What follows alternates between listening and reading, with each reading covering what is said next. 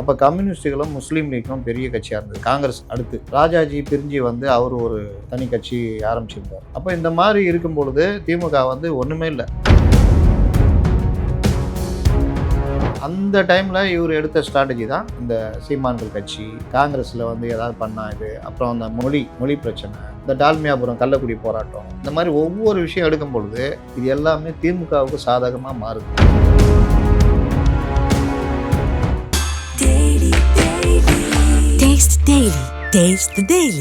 உங்க வீடு அரண்மனை மாதிரி இருக்கணும்னு ஆசையா? டீக் 42 உங்க பட்ஜெட்டுக்கு ஏத்த ஒரே கடை. வந்து பாருங்க, பிடிச்சத வாங்குங்க. இன்ஃப்ளூயன்சர்களுடைய வேலை என்னன்னா ட்விட்டரை ஹேண்டில் பண்ணுறது. ஒரு விஷயம் வந்து ஆகா ஓகோ வந்து இது சினிமாலாம் பார்த்தீங்கன்னா இன்ஃப்ளூயன்சரில் பயன்படுத்துவாங்க. அது மாதிரி பொலிட்டிக்கலாக இன்ஃப்ளூயன்ஸ். ஏன் இப்போ விஜய் பண்ணல மதுரை மாநாட்டுக்கு முழுசுமே பங்களாதேஷ்லேருந்து இறக்கி பண்ணுறது. வாரிசு அரசியல்ன்றது வேற, ஒரு குடும்பத்துக்கு கீழே கட்சியே இருக்கிறதுன்றது வேற. கலைஞர், ஸ்டாலின், உதயநிதி, அடுத்து இன்பநிதி, இப்படி வருதுன்னா அது குடும்ப கட்சின்னு சொல்லுவாங்க. அந்த மாதிரி விஷயங்கள் வந்து தான் ரொம்ப மோசமான இதுன்னு சொல்லுவாங்க. இந்த இளைஞர்களை தாண்டி பொதுமக்கள் வாக்குகளை வாங்குறதே இவருக்கு பெரிய விஷயம். அதுக்கு இவர் பேசணும். அதுவே இவர் பேச வரமாட்டேங்குது. இப்போ பேப்பர் வச்சு தான் படிச்சுட்டு இருக்காரு.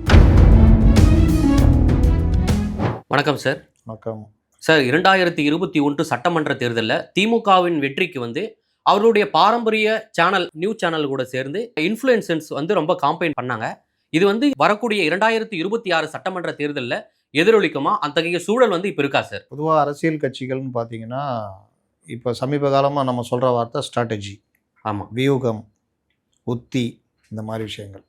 இந்த வியூகம், உத்தி இது எல்லாமே நீங்கள் பார்த்தீங்கன்னா கலைஞரோ அல்ல அதுக்கு முன்னாடி அண்ணாவோ, இப்போ அண்ணா இப்போ திமுக ஆரம்பிக்கிறாரு, 49 ஆரம்பிக்கிறாரு. அவர் ஆரம்பிக்கும் பொழுது அவங்களுடைய நோக்கம் என்னவாக இருந்ததுன்னா, இப்படியே திகாவோட ட்ராவல் பண்ணால் நம்ம ஒரு சமூக சீர்திருத்த இயக்கமாக போயிடுவோம். அப்போ தான் தேர்தல் அறிமுகமாகுது இந்தியாவில். தேர்தல் அதாவது சுதந்திரம் அடைஞ்சு 2 வருஷம் பொறுத்து இவங்க 49 ஆரம்பிக்கிறாங்க. ஓகே. தேர்தல் அறிமுகம்னா தேர்தல் இயக்கமாக நம்ம கட்சியை மாற்றணும். அதுக்கு பெரியார் ஒத்து வர மாட்டார். ஆமாம். அப்போ என்ன பண்ணுறது? தனி கட்சி ஏதாவது ஒரு காரணம் வச்சுட்டு கண்ணீர் துளிகள்னு வெளியில் வர்றாங்க. ஓகே. முதல் எலெக்ஷனில் போட்டி போடல, மற்ற கட்சிகளை ஆதரிக்கிறாங்க. அன்னைக்கு முதல் எலெக்ஷன் நடந்தப்போ சென்னை மாகாணம். அப்போ சென்னைன்றது மெட்ராஸ் பிரசிடென்சி. அதில் பார்த்தீங்கன்னா திருவிதாங்கூர், இது ஆந்திராவில் பெரும்பகுதி, மைசூரில் பெரும்பகுதி, எல்லாம் அடங்கியது தான் சென்னை மாகாணம்.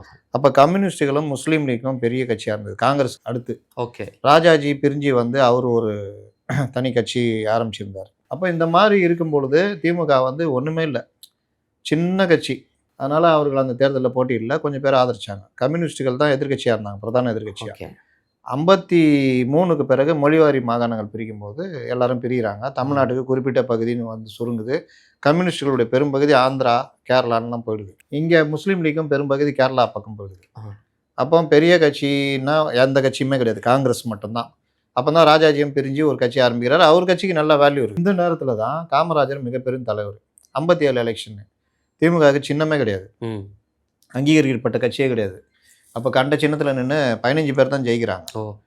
ஆனால் அந்த காலகட்டத்தில் தான் அண்ணா ஒரு முடிவு எடுக்கிறாரு. நான் ஏன் இதை இவ்வளோ கதை சொல்கிறேன்னா ஸ்ட்ராட்டஜின்றதுக்காக சொல்ல வரேன். அப்போ அவர் என்ன பண்ணுறாரு, இங்கே கம்யூனிஸ்டுகளுடைய இடதுசாரி சிந்தனை ஒரு பக்கம் பெருசாக வளர்ந்துக்கிட்டு இருக்குது தமிழ்நாட்டில். அப்போவே வந்து தமிழ்நாடு வேறு லெவல் தான். கேரளா, தமிழ்நாடு இதெல்லாம் வேறு லெவலு. கேரளாவில் இயற்கையாகவே காங்கிரஸ்குள்ளேயே கம்யூனிஸ்டில் இருந்து வெளியே வந்தாங்க. ஓகே. சோசியலிஸ்ட் காங்கிரஸ்னு உள்ளேயே செயல்பட்டாலாம் வெளியில் வராங்க. ஐஎம்எஸ் நம்பூதிரி பாட்டு கூட பல தலைவர்கள் அங்கே வராங்க. 57 ஆட்சி பிடிக்கிறாங்க அவங்க. ஓகே. கம்யூனிஸ்ட்டுங்களா? கம்யூனிஸ்ட்டுகள் 57 இந்திய கம்யூனிஸ்ட் கட்சி ஆட்சி பிடிக்குது. அப்போ ஒரே ஒன்றுபட்ட கம்யூனிஸ்ட் கட்சி. இங்கே அந்த தாக்கம் இருக்குது. திமுக வளர்ந்துட்டு வருது. அப்போ திமுக என்ன முடிவு எடுக்குதுன்னா திராவிட நாடு கோரிக்கை, அது ஸ்ட்ராட்டஜி. ஆமாம். திராவிட நாடு கோரிக்கையை நோக்கி இளைஞர்கள் ஏகப்பட்ட அளவில் ஈர்க்கப்படுறாங்க. 2வது ஸ்ட்ராட்டஜின்னா சீமான்கள் கட்சி, கோமான்கள் கட்சி. அப்போ கார்பரேட் கட்சின்னு சொல்ல முடியாதுல்ல. ஆமாம். அதனால சீமான்கள் கட்சி, பணக்காரர்கள் கட்சி. காங்கிரஸ் இன்ன வரைக்கும் அதானே. ஆமாம். அப்போ அவங்கள எதிர்க்கிறதுக்கு திமுகவில் பார்த்தீங்கன்னா இன்றைக்கி எப்படி சீமான்லாம் எப்படி இருக்காரு, ஒன்றும் இல்லாமல் ஒரு புது ஆட்களை கொண்டு அந்த மாதிரி இளைஞர் பட்டாலும் இவங்களே பசக்காட்சி இவங்களே ஓட்டிக்கிட்டு அந்த மாதிரி. அந்த டைமில் இவர் எடுத்த ஸ்ட்ராட்டஜி தான் இந்த சீமான்கள் கட்சி. ஓகே. காங்கிரஸில் வந்து ஏதாவது பண்ணா இது, அப்புறம் அந்த மொழி பிரச்சனை, இந்த டால்மியாபுரம் கள்ளக்குடி போராட்டம், இந்த மாதிரி ஒவ்வொரு விஷயம் எடுக்கும் பொழுது இது எல்லாமே திமுகவுக்கு சாதகமாக மாறுது. கம்யூனிஸ்டுகள் பின்தங்குறாங்க. ஏன்னா அவங்கள அந்த உணர்ச்சி மிகு இந்த மொழி போராட்டம், இன போராட்டம் இதெல்லாம் பண்ண முடியல.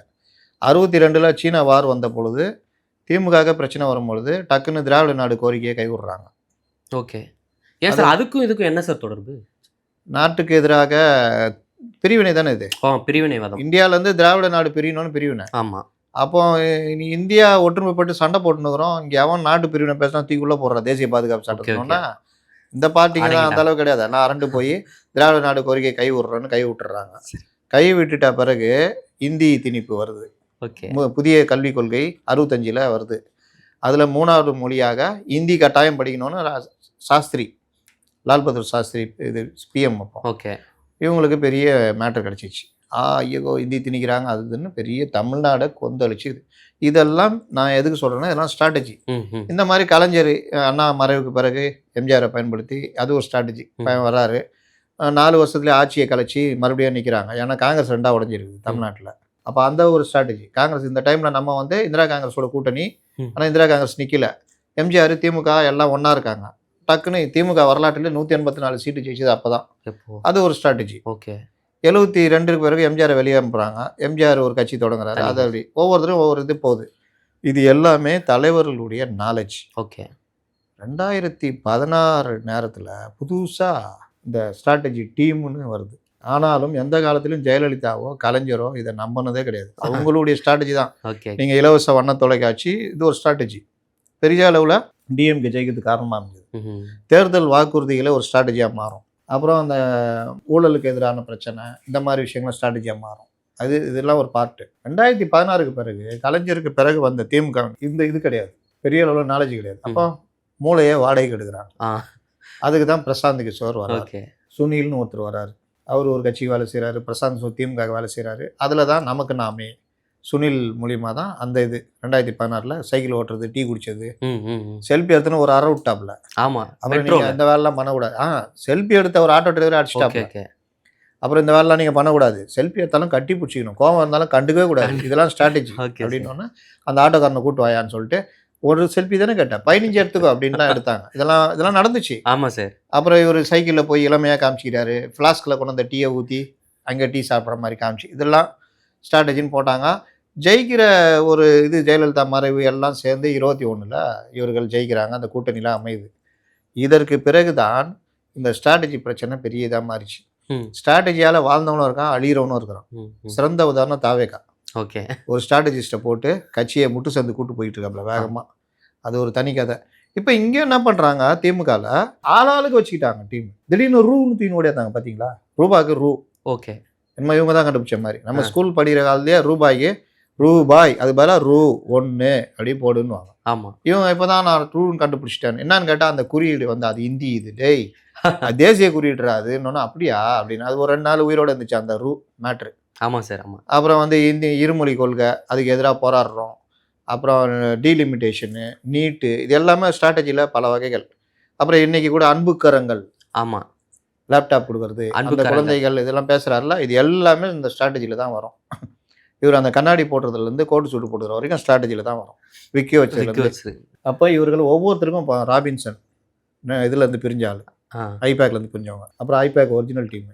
அப்புறம் சுனில், இது இல்லாமல் அந்த ரூ கண்டுபிடிச்சவனுங்க. அப்புறம் இன்னும் 2-3 டீமு. இந்த மாதிரி 5-6 டீமு ஸ்ட்ராட்டஜி டீமு திமுக வேலை செஞ்சுட்டு இருக்கு. இதுதான் பெண்ணு. அவன் வந்து இவன்கிட்ட விதை கட்டுதுன்னு அவன் தனி கம்பெனி ஆரம்பித்து அது திமுக ஒர்க் பண்ணுது. இந்த மாதிரி இங்கே பார்த்தா பவன் கல்யாணுக்கு ஒர்க் பண்ண பிரம்மாஸ் இவங்களுக்கு ஒர்க் பண்ணுறாங்க. யார்? ஏடிஎம்கேக்கு ஒரே ஒரு டீம் ஒர்க் பண்ணுது. இங்கே 5-6 வாடகைக்கு எடுத்துக்கிறாங்க. இப்போ இந்த ஸ்ட்ராட்டஜி தொல்லை அந்த கவுண்டர் பண்ணி இந்த அரசியல்வாதிகள் தொல்லை கொசு தொல்லை தாங்க முடியலன்ற மாதிரி இந்த ஸ்ட்ராட்டஜிஸ்ட்டுங்க தொல்லை தாங்க முடியலப்பான்ற அளவுக்கு போய்கிட்டு இருக்குது. இதில் நீங்கள் 2021 விட மோசமாக அதிக அளவில் டிஎம்கே பயன்படுத்திகிட்டு இருக்குது. எதை தின்னா பித்தம் தெரியுன்ற மாதிரி ஸ்ட்ராட்டஜிஸ்ட்டுகள் ஐடியாவில் பண்ணிக்கிட்டு இருக்கிறாங்க. விஜய் போனாரா, நம்ம ஒரு ரோட் ஷோ போனோம். உடனே மறுநாள் சிஎம் கிருஷ்ணகிரியில் நடந்து போகிறாரு. ஒரு குழந்தை ஓடி வந்தோன்னே கட்டி பிடிச்சி அணைச்சி முத்தம் கொடுக்கணும். உடனே கட்டி பிடிச்சி அணைச்சி எல்லாமே நடிப்பா கோபால்ன்ற வேற நல்லா நடிப்பு தான். அவ்வளவும் நடிப்பா அந்த நடிப்பு தான். காரில் வர்றீங்க சார், டக்குன்னு ஒரு கல்யாண ஜோடி வரும் சார், கரெக்டாக அங்கே தான் கேமரா இருக்கும். கல்யாண ஜோடி போனோன்னா இவர் இது பண்ணுவார். இவர் வந்து கவர் எடுத்து கொடுப்பாரு. யார்? சேகர் பாபு. மொய் கவர் அங்கே குதிரை அவர் எனக்கு எதுவும் சம்மந்தம் இல்லைன்ற மாதிரி நிற்பார். அப்போ இந்த மாதிரி கூத்தெல்லாம் ஸ்ட்ராட்டஜிஸ்டுகள் பண்ணுறது.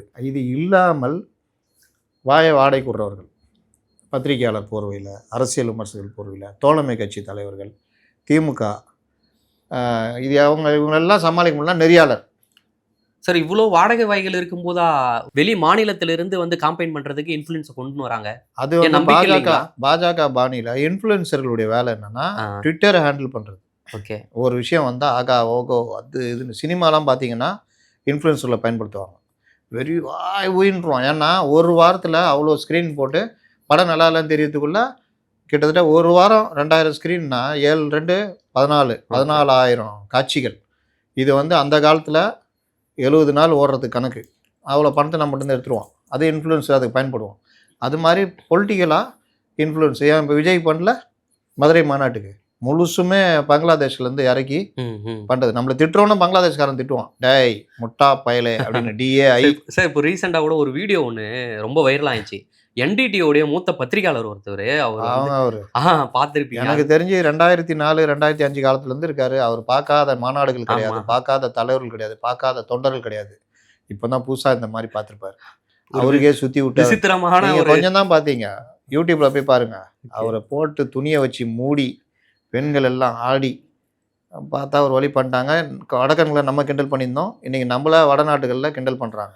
அந்த பெருமையை வாங்கி கொடுத்தது விஜயையே சாரும். ஓகே, அப்போ இந்த ஸ்ட்ராட்டஜி டீம்கள் வந்து பயன்படுத்துறது, இந்த இன்ஃப்ளூயன்ஸ்கள் பயன்படுத்துறது இப்போ தேர்தலில் வாடிக்கையாக போச்சு. இதில் ADMK இன்னும் LKG லெவலில் தான் இருக்காங்க. அடுத்த கட்டத்துக்கே இன்னும் நகரணும். அந்த வேகத்துக்கு ஒரு 50% இவங்க நகரணும். திமுக வந்து இந்த யூடியூப், கூகுள் ஆட்ஸ், ஃபேஸ்புக் இதுக்கு மட்டுமே ஒரு 40 கோடிக்கு மேலே வந்து செலவு பண்ணி சொல்றீங்க.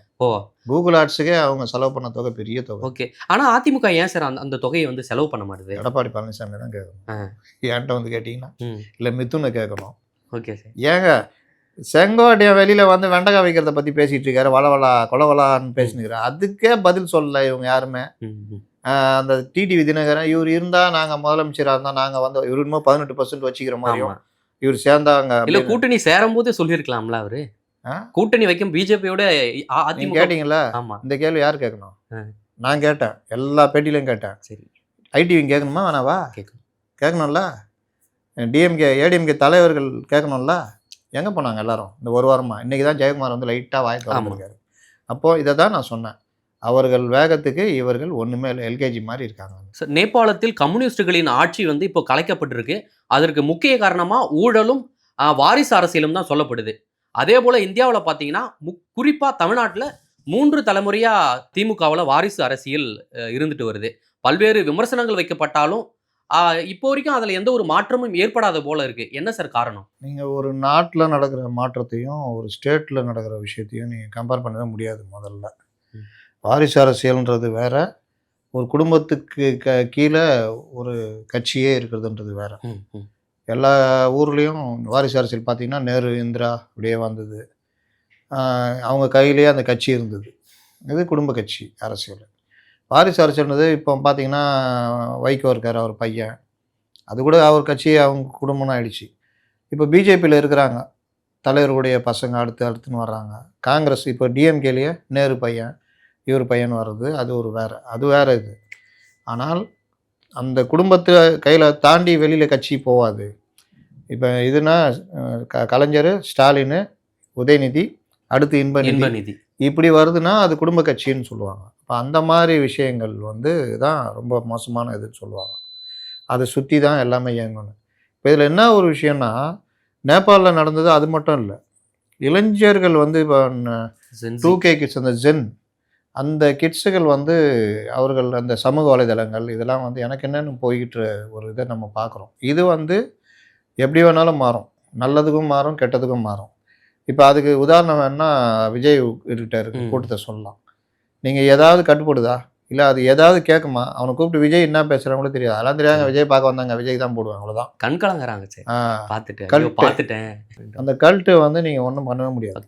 அவனை அரசியல் படுத்துகிற வேலையை பண்ணணும், ஆனால் இவங்க பண்ணுறதே இல்லை. இவரே அப்படி தானே இருக்கிறாரு, அப்படி இப்படின்னு பண்ணுகிறாரு பேச சொன்னால். அதனால் இவருக்கும் அந்த இது வரல. இவங்க சுற்றி இருக்கிற இதுக்கும் பொலிட்டிக்கல் இல்லை. அந்த மாநாட்டையே நெறிப்படுத்த தெரியலையே சார். எதுவுமே தெரியல. அவங்களுக்கு பிரச்சனை எதுவுமே தெரியல. தெரியலன்றதை மறைச்சிக்கிட்டு வேற இது சுற்றுறாங்க. இப்போ வெளியில் வந்தால் ப்ரெஸ்ஸை பார்க்கணும்.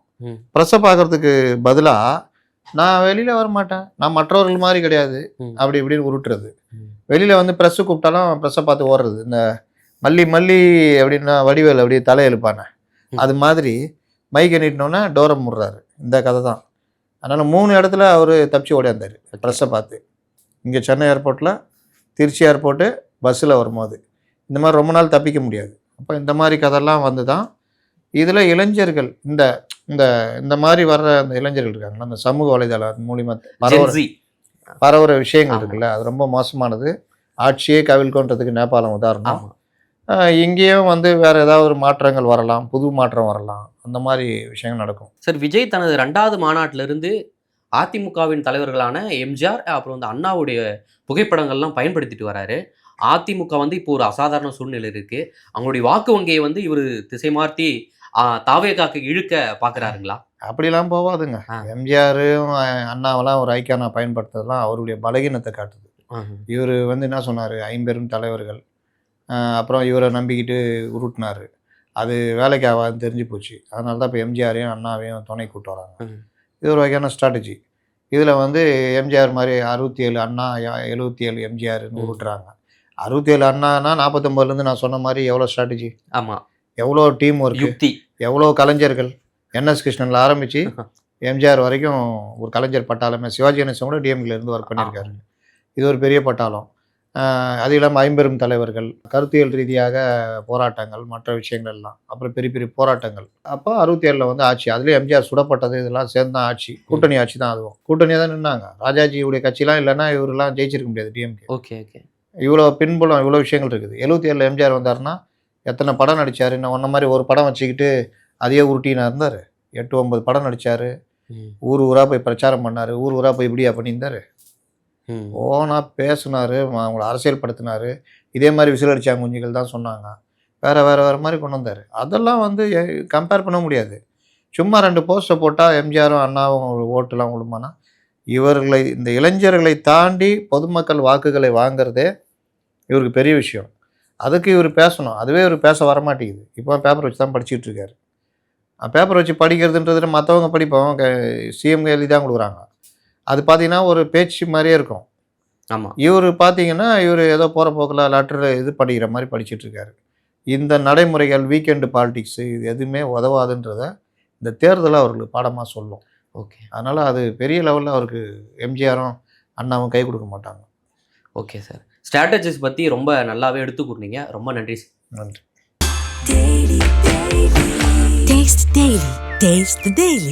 உங்க வீடு அரண்மனை மாதிரி இருக்கணும்னு ஆசையா? டீக் 42 உங்க பட்ஜெட்டுக்கு ஏத்த ஒரே கடை. வந்து பாருங்க, பிடிச்சத வாங்குங்க.